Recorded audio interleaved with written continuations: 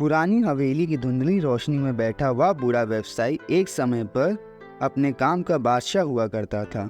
उसकी आंखों में जो चमक कभी उसके आत्मविश्वास की गवाही देती थी, वह अब चिंता थकान से धुंधली हो चुकी थी।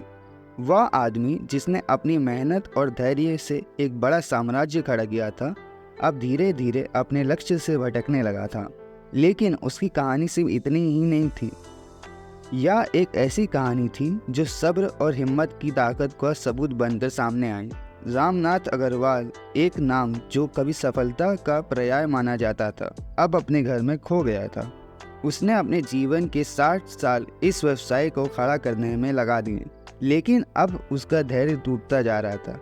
उसने अपना सारा जीवन इस कंपनी में लगा दिया, लेकिन अब वह थक चुका था और निराश महसूस कर रहा था।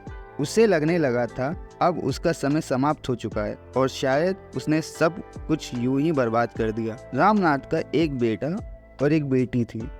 दोनों ही अपने जीवन में व्यस्त थे। बेटे रोहन ने अपने पिता का व्यापारिक कौशल विरासत में लिया था, लेकिन उसे अभी तक अपने पिता की तरह उसे संभालने की जिम्मेदारी नहीं उठाई थी। दूसरी ओर बेटी प्रियंका ने परिवार के व्यवसाय से अपनी दूरी बनाए रखी थी, अपनी जिंदगी को एक अलग दिशा में मोड़ा था। एक दिन रामनाथ ने रोहन को अपने पास बुलाया। वह जानता था कि समय आ गया है कि वह अपना अनुभव और ज्ञान को अगली पीढ़ी को सौंपते, लेकिन इस निर्णय में भी उसे एक अनजाना सा डर लग रहा था। रोहन, उसने धीमी आवाज में कहा, अब तुम्हें इस व्यापार की जिम्मेदारी उठानी होगी।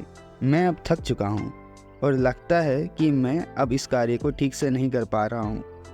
रोहन ने अपने पिता की आंखों में झांकते हुए कहा, पापा, आपने जो बनाया है मैं उसे संभालूंगा, लेकिन आपको मुझे सिखाना होगा कि यह सब आपने कैसे किया।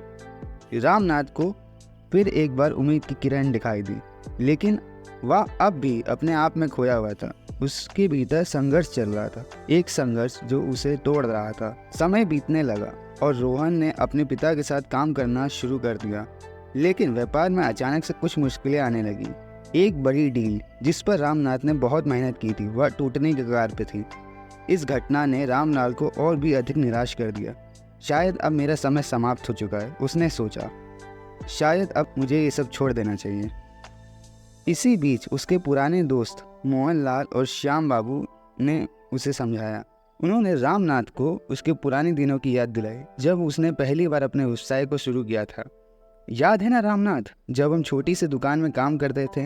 मोहनलाल ने कहा, तब तुझे कितनी मुश्किलें आई थी, लेकिन तूने हार नहीं मानी। तूने सब्र और मेहनत से सारी मुश्किलों का सामना किया। श्याम बाबू ने भी कहा, जीवन में हर बार सब कुछ तुम्हारे अनुसार नहीं चलता, लेकिन जो लोग सब्र रखते हैं वही अंत में जीतते हैं। इन दोस्तों की बातें सुनकर रामनाथ को कुछ हद तक सुकून मिला, लेकिन वह अब भी पूरी तरह से खुद को संभाल नहीं पा रहा था।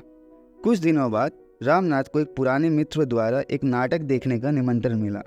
यह नाटक उसके व्यावसायिक यात्रा की कहानी से काफ़ी मेल खाता था।